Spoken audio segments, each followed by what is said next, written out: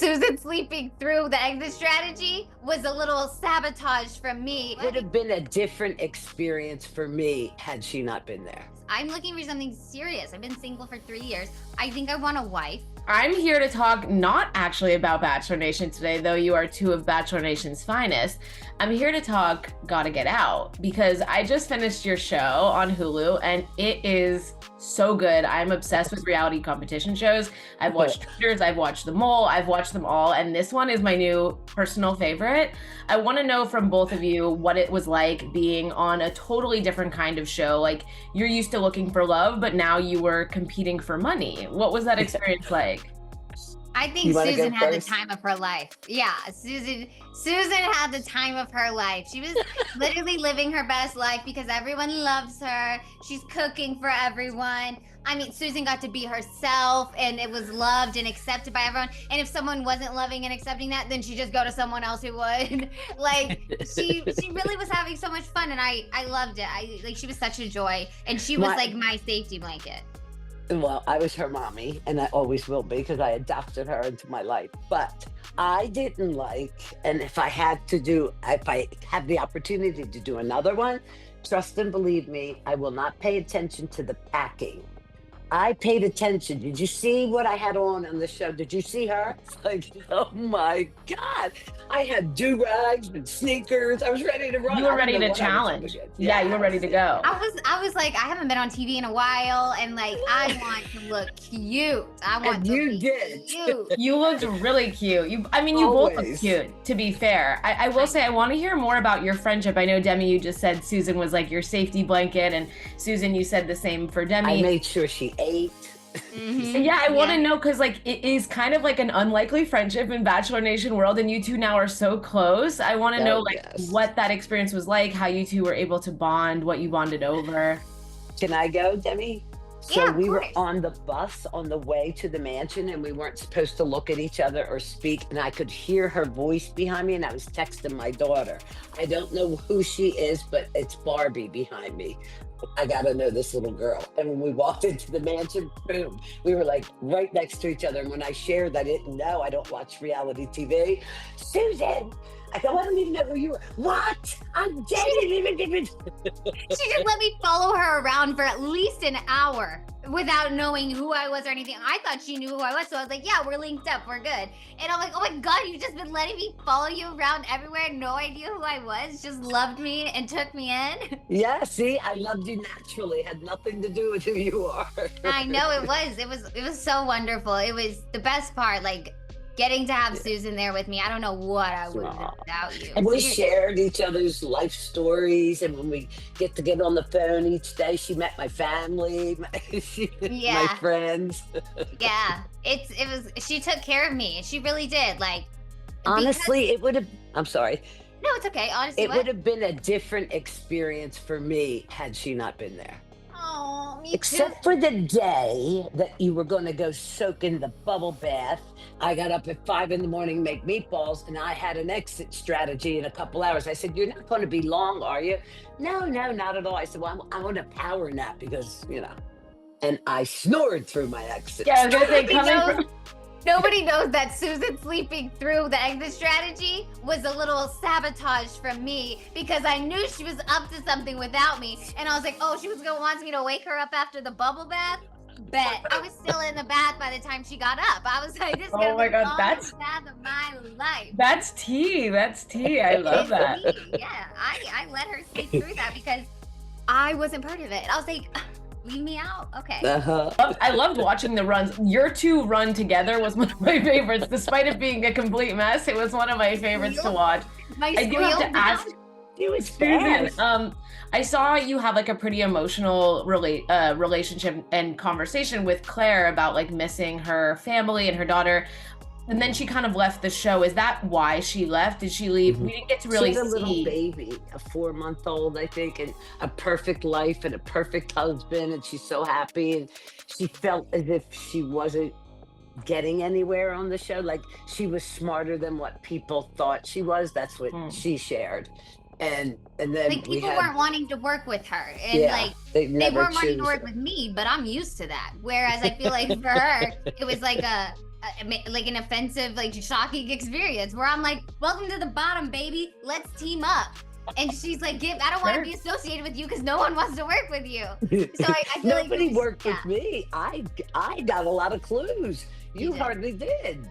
I got none. Yeah, it was total luck.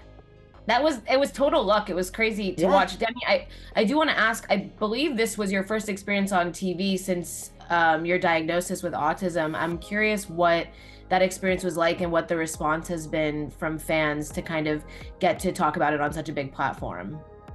Well, like a lot of the time people are automatically like, oh, you're on reality TV, you can't be autistic. But it's like reality TV is it's funny, but it's very accommodating to people. Yes, it is. You literally get whatever you want. You are like on a pedestal. Like it's the most accommodating I've ever had in my life. While this one is not as much as The Bachelor. The Bachelor is just more like hands-on. You get literally people are there all the time. This is still like you say you need something, you need something.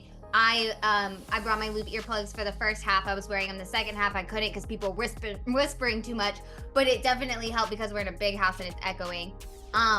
So there was times where I was kind of having meltdowns, but it was more over my social interactions and like when there was one time that was never aired where I literally had a breakdown to Susan in this random hallway. I don't even know where we were.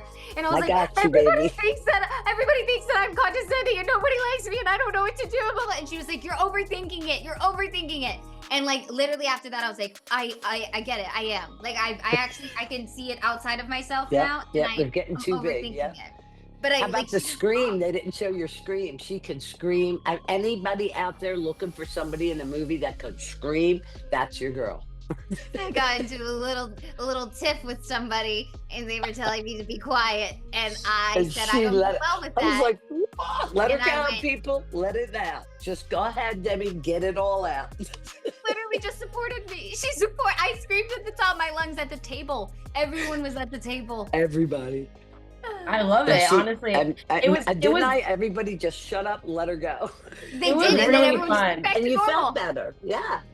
It was honestly, sometimes you got to just scream it out, and it was really fun to watch. I'm curious what you two did with the money. I mean, you won money. Like, it wasn't like, yes, you did have to split it, but I'm curious, like, have you not seen your money? Not yet. Not yet? Oh, you haven't received it yet. Okay. They didn't show what Demi did at the end. She was making double downs there. You don't even understand. I pulled the greatest move ever at the end, and none of it.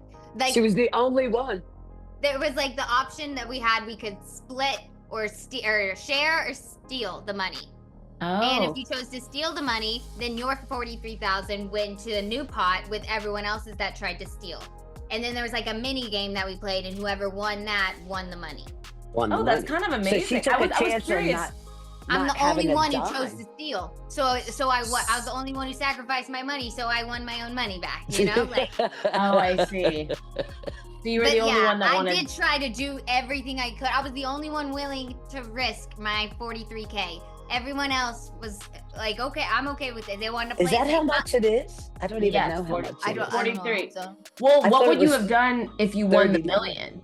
I mean, $1 million was up for grabs. What would you have done if you had won the million? I would have I'd do plenty. Given a bunch to the government for taxes to be like, here, take all this and leave me alone.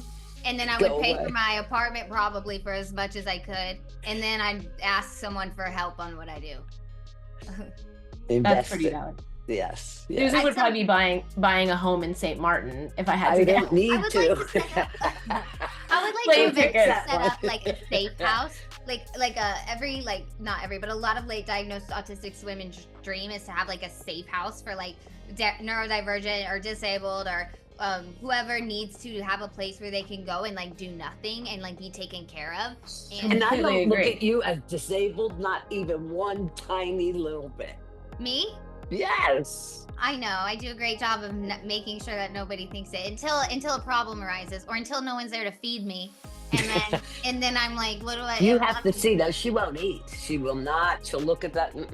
I would fix something for her that I knew, and I'd sit with her. It was like my child, like I said. Literally, it's like Really I sweet. and I needed it, and I asked her for that in the very beginning. I was like, will you just please help me eat, because like I'm not comfortable here, and so since I'm not comfortable, I'm not going to be able to like eat comfortably. Like I don't want to get the plate and get the food. Like I don't know. I'm just, all of it is horrifying to me. But I will eat if you like put it on your plate or get me a plate, and then she would do it for me though. And like most people Every day. would not. Most people would be like, "You're insane. You're a grown woman." No, Susan's got that motherly touch that we all need in our life, and it's amazing that you guys were able to support each other in that way. I do have to ask, because we're Bachelor Nation, and because Susan just, spilled her tea this week with like a big relationship hard launch.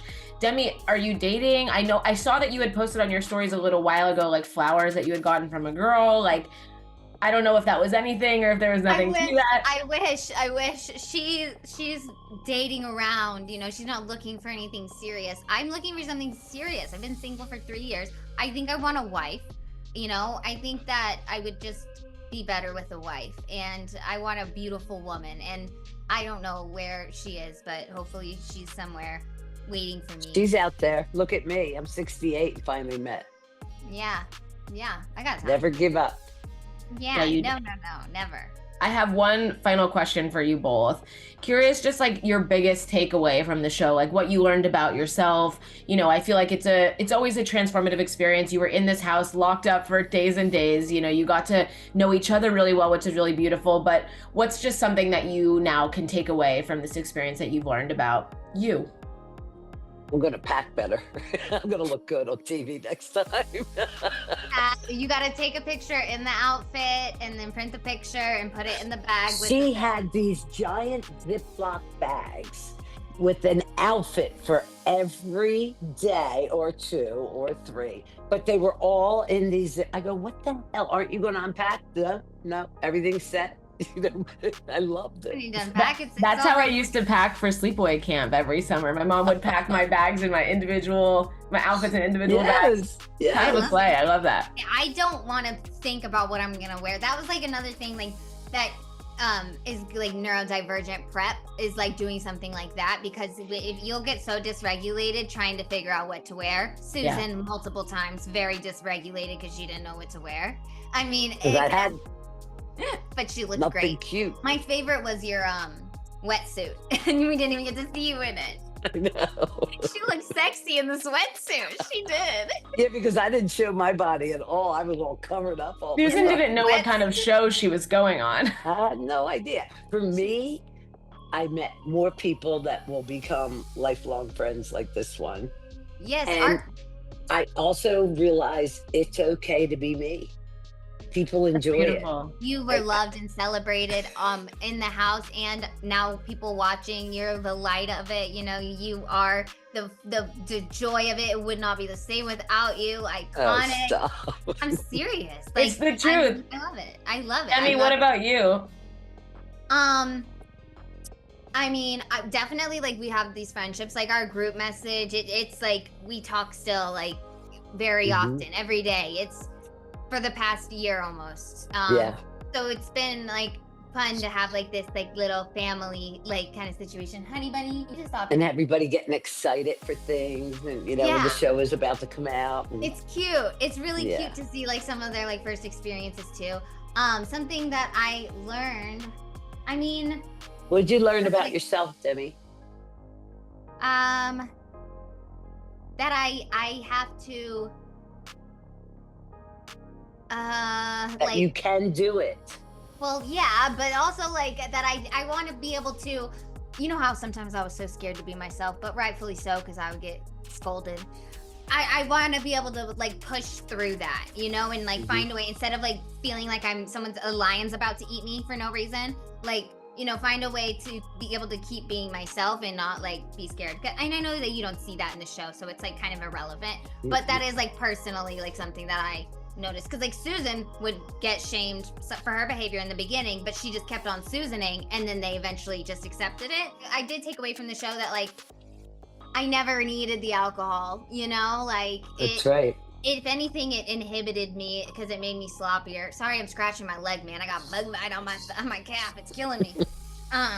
But yeah, like the alcohol just made me cloudier and not as funny, I guess. I mean, not as entertaining, not as good. That's cool. That's cool to recognize about yourself, you know, like after being on reality TV multiple times in one way, and like now getting to go on a show, like after your diagnosis, after being sober, like just to like do it in a whole other way and realize that people still love you and appreciate you and take to you, and like you get to be your truest self. Like what a cool full circle 360 kind of moment for you. I hope that like you can recognize that, because I, as a fan of you, just personally got to see you like in your best, most Demi form, you know, like on this show, which was, and obviously like I've loved watching you on Bachelor. We've loved having you on Bachelor all these years, but like to see you in this version of you with such clarity and like growth and maturity was so fun to watch. When my family watched it, my brother was like, what the first thing he said, he was like, "You're very much yourself."